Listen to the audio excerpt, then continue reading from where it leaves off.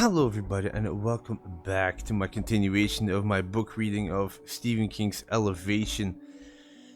I'm at chapter 5, and this one will be called After the Race. Here we go. That evening, Scott was lying in a tub filled with water as hot as he could stand it, trying to soothe the ache out of his muscles.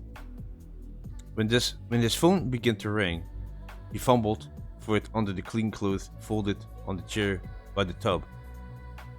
I'm tied to this damn thing, he thought. Hello? Deirdre McComb, Mr. Carey?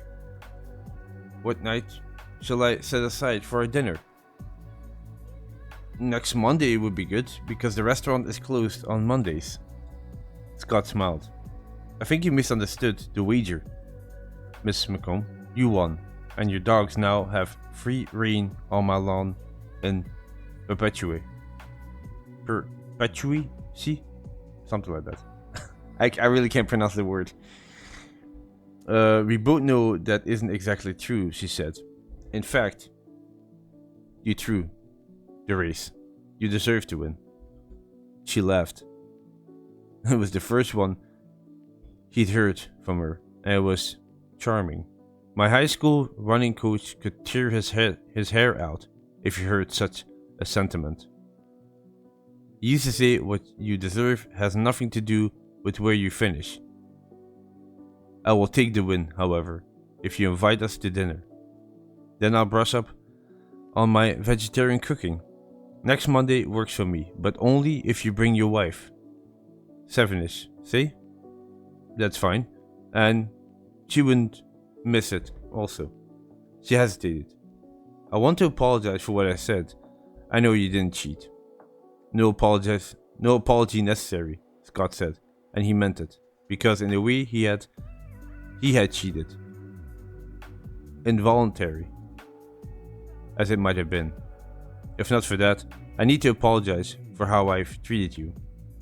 I could plead extenuating circumstances, but Missy tells me there are none, and she might be right about that. I have certain attitudes, and changing them hasn't been easy. He couldn't think of what to say to that, so he changed the subject.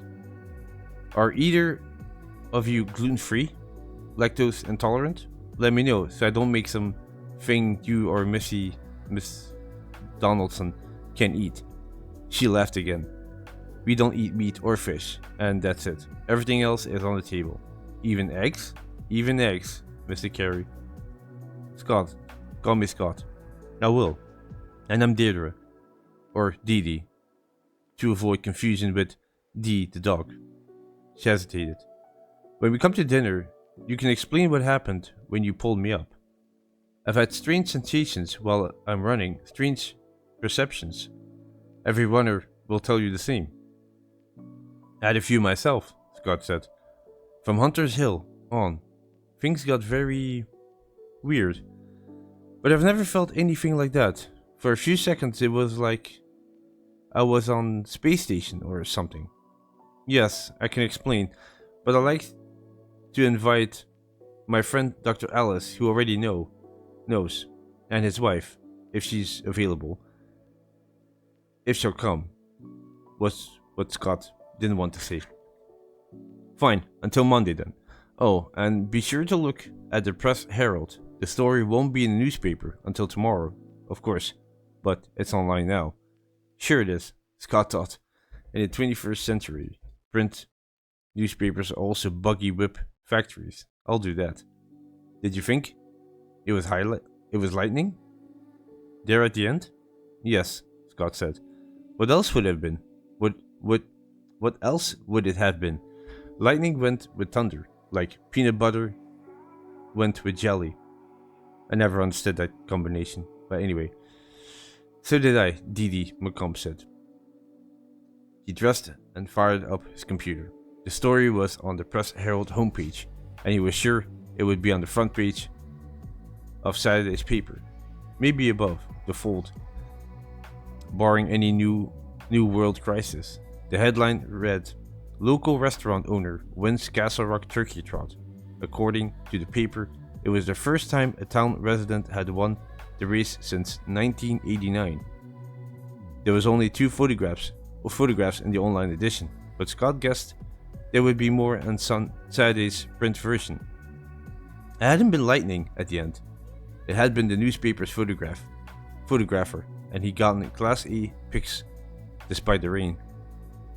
The first one showed Deirdre and Scott together, with the Tin Bridge stoplight, smeary red in the background, which meant she must have fallen not even 70 yards from the finish. He had his arm around her waist. Hair that had come loose from her ponytail was plastered to her cheeks. She was looking up to him with exhausted wonder.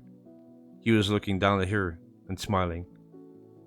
She got by with a little help from a friend, the caption read, and below that, fellow castle rocker Scott Carey helps Deirdre McComb to her feet after she took a spill on the wet road just short of the finish line.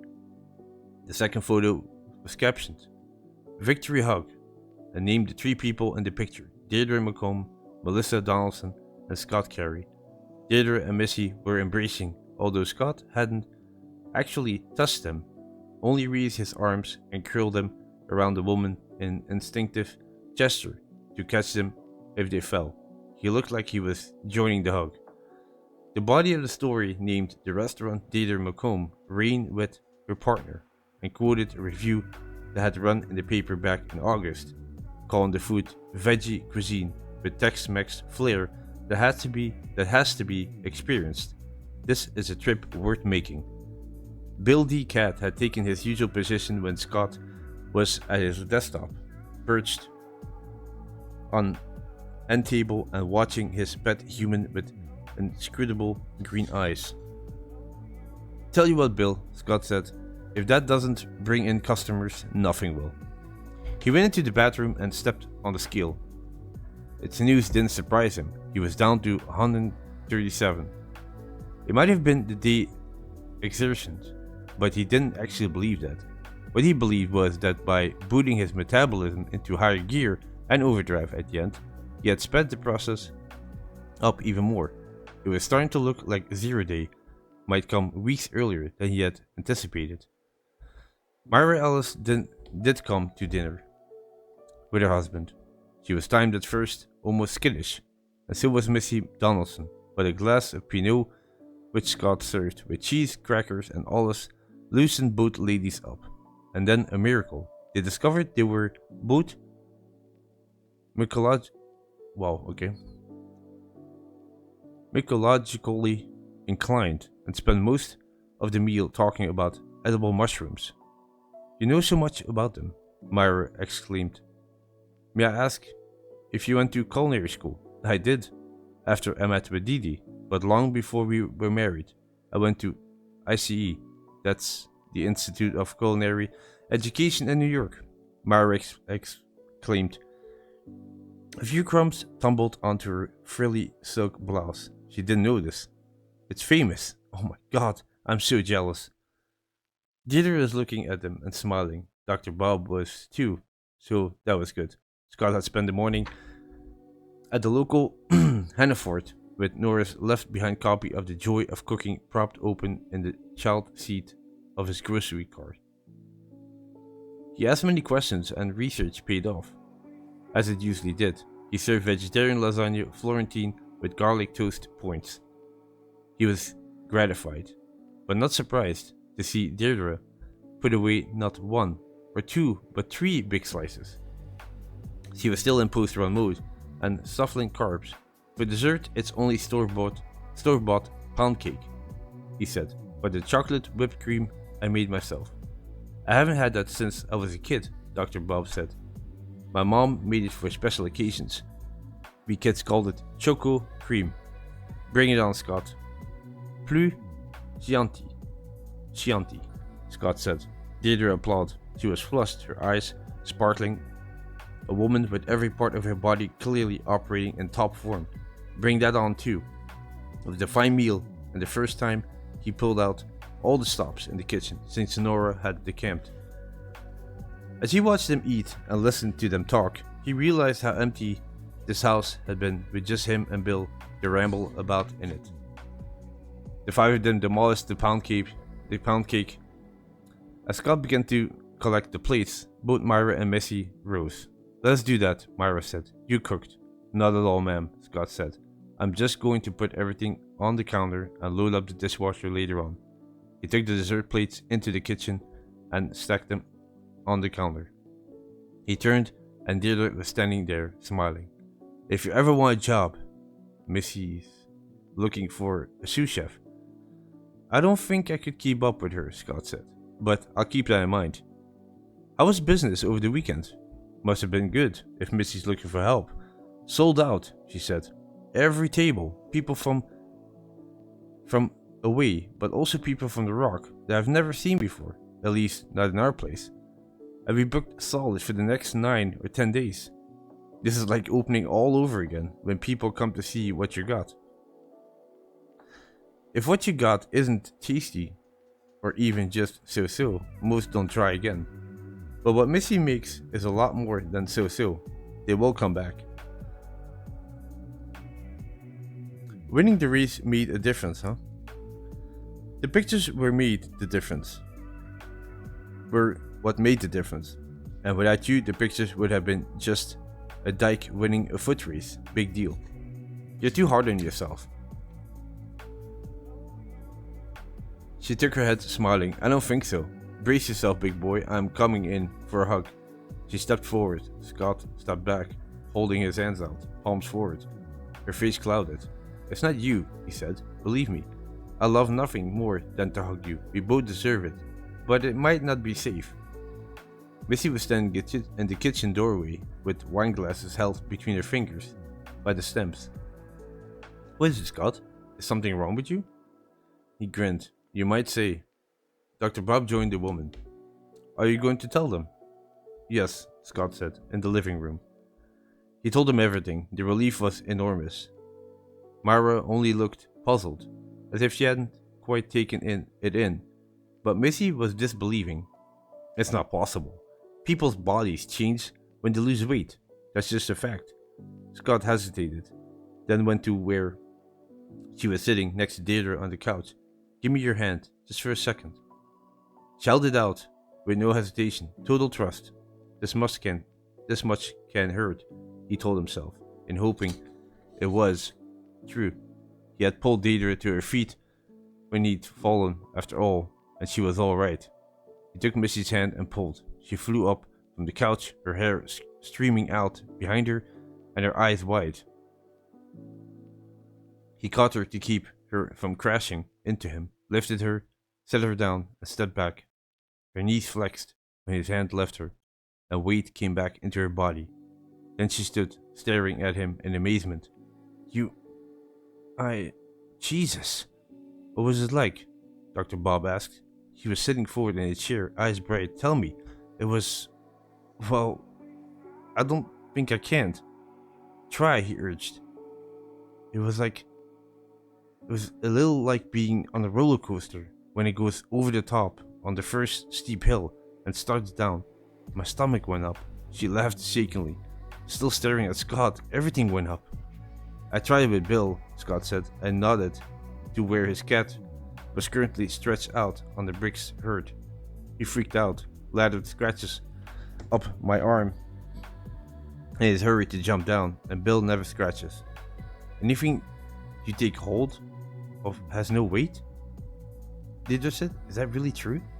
Scott thought about this. He had thought about it often, and sometimes it seems to him that what was happening to him wasn't a phenomenon, but something like a germ or a virus. Living things have no weight to them, at least, but they have weight to you, yes. But other things? Inanimate objects? Once I picked them up or wear them, no weight. He shrugged. "How can that be?" Myra asked.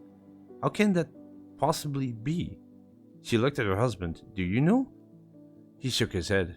"How did it start?" Deirdre asked. "What caused it?" "No idea. I don't even know when it started. Because I wasn't in the habit of weighing myself until the process was already underway. In the kitchen, you said it wasn't safe." I said it might not be. I don't know for sure, but that sort of sudden weightlessness might screw up your heart, your blood pressure, your brain function. Who knows? Astronauts are weightless, Missy objected. Or almost. I guess those circling the Earth must still be subject to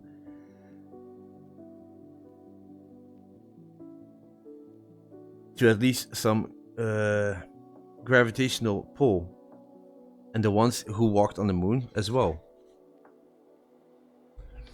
It isn't just that, is it? Deirdre said. You're afraid it might be contagious.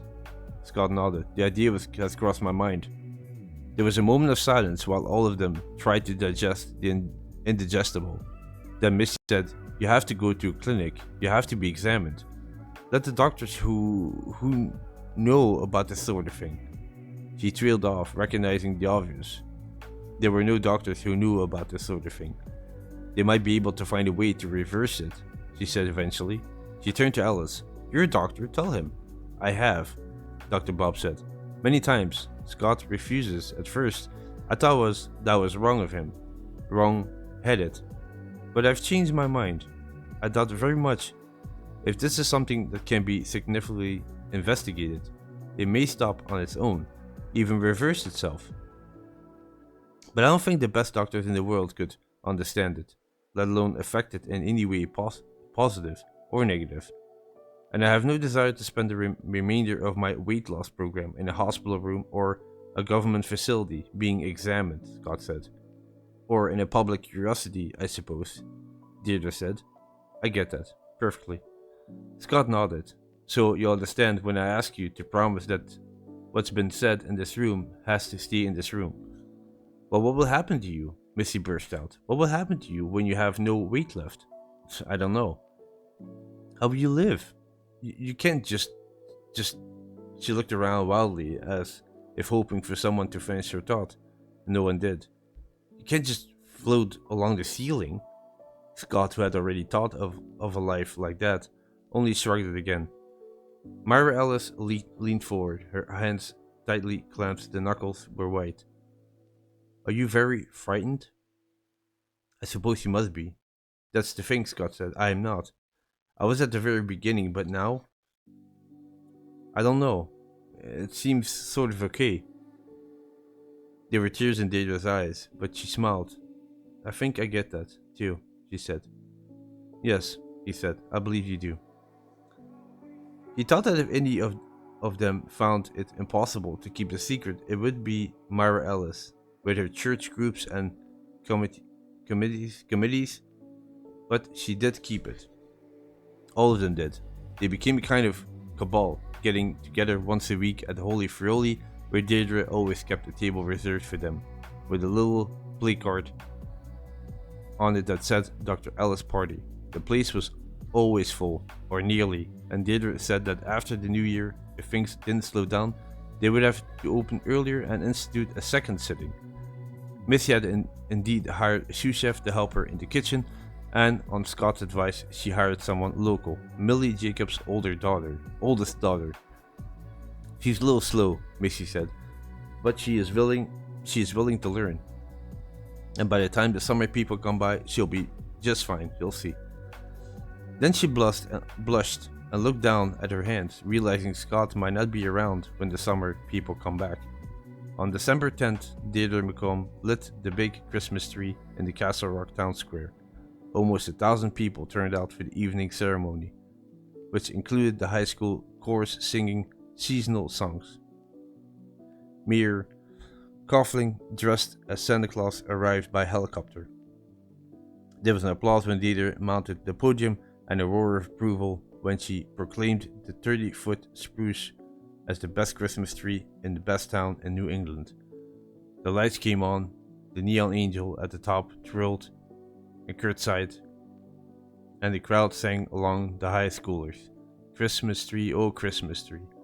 How lovely are your branches. Scott was amused to see Trevor Yote singing and applauding along with everyone else. On that day, Scott Carey weighed 114 pounds. And with that, comes the end to chapter 5. Thank you very much for listening. Hope you enjoyed it, and I'll catch you in the next chapter, which will be called The Incredible Lightness of Being, and that'll probably also be the last chapter of this book. Anyway, take care, stay safe, I'll catch you next one.